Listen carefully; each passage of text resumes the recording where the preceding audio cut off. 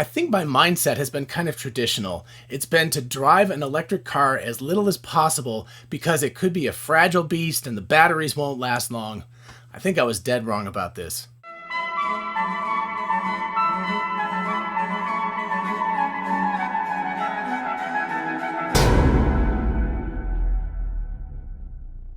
Hey y'all, it's Dr. Know-It-All. This channel is dedicated to finding out whether I really do know it all or not. Make sure you like and subscribe to the channel for more of these, and definitely make sure you ask me questions in the comments or at my email address.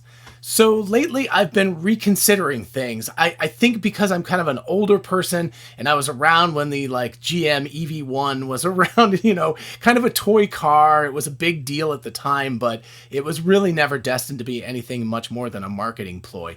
So in my mind, I've had this idea that we should baby electric cars. They should be the cars that you get it and it's your city car and you drive it a little bit sometimes, but you certainly don't take it on long trips. You certainly don't take it into harsh environments. You don't drive it ridiculous numbers of miles. And I think I'm just kind of wrong about all of that. So here I'm going to explain why I think so. First of all, I think that battery degradation is the thing that everybody still thinks about, right?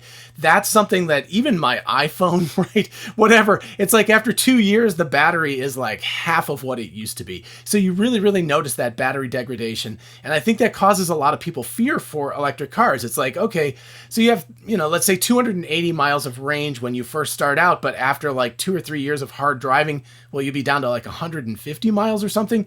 That's scary. But as far as the evidence is concerned, that is really not the case. And if, a million-mile battery kind of technology comes through within the next couple of years, it might really not be the case. Batteries might be extremely stable over long periods of charging and recharging. So that kind of thing would really, really change the basic complaint and concern about electric cars. So, of course, if Tesla's battery day goes as expected, we're going to definitely hear about longer range batteries, but we also probably will hear about the million-mile battery, the fabled million-mile battery, which just basically means it can do a whole bunch more charge and discharge cycles before the degradation goes below, let's say, 80% or something. So, reasonably speaking, that would mean that after 200,000 or 300,000 miles, the battery is still going to be at 90% of what it was originally, which is pretty impressive. If that's the case, then everything gets turned on its head. So what we should do instead is we should drive our ICE cars very gently and carefully, and we should drive our electric cars incredibly hard, and we should put the miles on them, and we should take them into adverse conditions and dusty stuff and dirty stuff and off-roading stuff, and we should really take good care of our ICE cars instead. So what specifically do I mean by driving the hardest? What I mean is more miles, of course, obviously, but also potentially in nastier, dirtier conditions. Very cold conditions might be the one thing that an ICE car is still going to be best at. So if you live in northern Alaska or something, or Siberia, then yeah, I think for the time being, ICE cars, internal combustion engine cars, are going to be better for that kind of condition, even though it's still really, really rough on them. Cold is just hard on everything, basically. So what we should do is we should put all of our commute miles on our electric cars, right? Nearly all the long road trips, unless for some reason it's super crucial that you be able to stop for less than 5 minutes to fill up a gas tank and keep going. But under normal circumstances, a 1,000-kilometer or 600-mile road trip, it makes a lot of sense that you would want to stop every couple of hours and, eat something and take a bathroom break, etc., etc. So all of that means that it's pretty reasonable to be able to charge up your car at the same time, and why not drive an electric car in that case? It certainly means that any ride-hailing service and the eventual robo-taxi where you don't even have to be in the car, those make really, really good sense for electric cars once the battery degradation issue is not a thing. I would also say off-road trips, even though I've had a lot of criticism. I did an episode here about a comparison between the Bronco and the Jeep Wrangler and the Tacoma and the eventual Cybertruck. And people complained about the fact that trucks are really not off-road vehicles, but for now, let's just say the Cybertruck is an off-road vehicle. Maybe eventually they'll release something like a Jeep, right? A little bit more of that form factor. in any case, a battery-operated car is better in those conditions. It doesn't have to mess with the dustiness because it's not an air-breathing engine. It doesn't have to deal with the fact that it's got really, really crappy, like high temperature, cold temperature conditions. It's going to be able to handle that stuff better than an ICE engine will be able to. Now, the body of the truck, maybe not, right? I can admit that the form factor might not be ideal for off-roading at this point. But the fact of an electric motor versus an air-breathing internal combustion engine, there's no doubt that a sealed electric motor and sealed batteries are definitely going to deal better with these nasty conditions. So why is this? Well, the first one we touched on already, which is the new battery technology is allowing for, and hopefully will very soon greatly allow for, very long driving range without significant degradation. That's number one. Number two that people don't talk about as much is that electric engines are way, way, way simpler than internal combustion engines.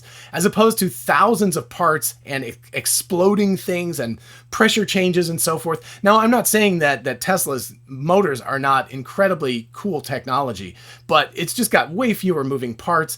It just runs on electricity, right? If you think about it, like how long have you had your refrigerator or your vacuum cleaner or something like that? Those kinds of motors, even though the inexpensive ones, they just go forever. So you really don't have to worry about them nearly as much. Internal combustion engines, like, oh gosh, I have a riding mower that I detest. It's the last internal combustion yard maintenance thing, right? My hand mower is battery operated, my leaf blower, my hedge trimmers, etc., etc. But that thing, my riding mower just requires so much babying, and every winter it gets really cranky about the fact that it's sat outside for a long time in the cold with not being turned over and driven around. An electric car, if you take the battery out and stick it in the garage so the battery's kept at a reasonable temperature during the winter, it could sit for months, and you just pop the battery in and it just starts up, right? So that's a huge advantage that electric motors have over internal combustion engine motors. So along those lines, there's very little maintenance. Electric motors don't have to have oil changes. They don't have to have fluid changes. They don't have to have timing belt, spark plug, etc. changes. There's a lot less wear on the brakes in something like a Tesla because it's using regenerative braking, so you're not stamping on the brakes all the time. So you're not going to wear out your brakes as fast. The only thing that's really comparable is that you're going to have to replace the tires approximately as often as you would in an ICE car. But everything else, the maintenance is way less on an electric car. And if you consider the Cybertruck, even the paint and body issues, those are no longer a thing, right? It's kind of impervious. It doesn't really have paint. You don't have to worry about scratches on a stainless steel body, so it's going to be really pretty impervious. You could drive one that's 5 or 6 years old that might look just about as good as a new one, and that's pretty impressive. That doesn't happen with old cars with paint on them for sure. And finally, as I said before, without having air breathing, the car is much less impacted by dirt.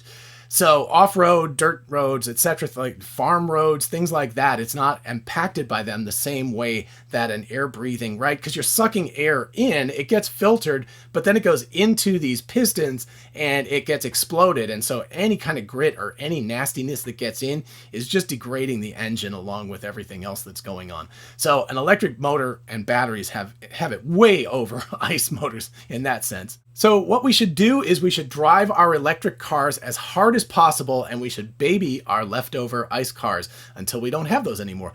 The one thing I would say is if you're going to do this, don't lease the car because you will regret that. You need to purchase the car if you're going to drive it hard. Okay, I hope you enjoyed this episode. If you did, definitely make sure you hit the like button and subscribe for more of them. And for sure, ask me questions in the comments or at my email address, which is drknowitallknows@gmail.com. Till next time, bye-bye.